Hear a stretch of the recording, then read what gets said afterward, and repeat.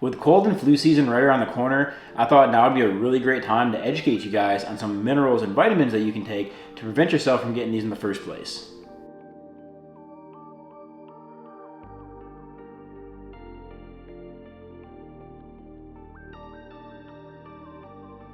The first one I want to talk to you about is actually vitamin D, the sunshine vitamin.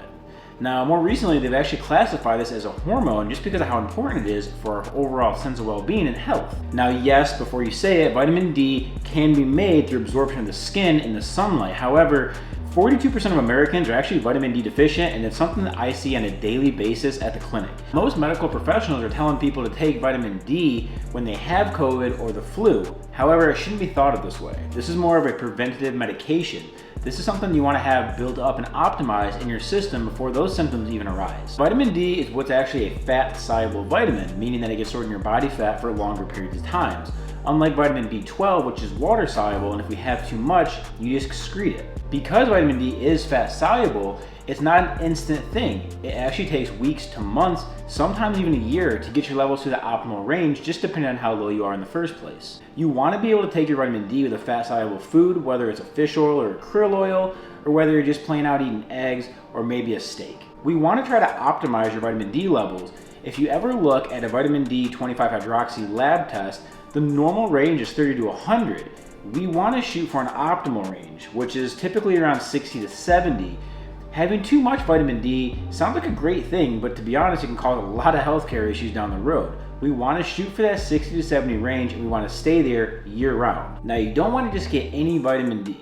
The brand that we have is Designs for Health. That is one of the best brands on the market. It has vitamin K2, and that's very important. You see, what happens is, as vitamin D levels begin to rise, so do your calcium levels. Now, calcium is great for strong and healthy bones. However, you want them in the bones and not floating around in the bloodstream. Floating around in the bloodstream can actually cause plaque buildup, which can lead to heart attack and strokes in the future. Because vitamin D is a hormone, it affects a lot of different functions in your body. It can actually help alleviate anxiety, depression, stress, and even help regulate your mood.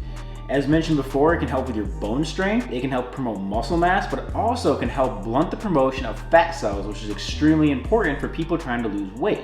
Now, I'm not here to give you any recommended dosing instructions on how much vitamin D to take. It is person specific depending on how deficient you are.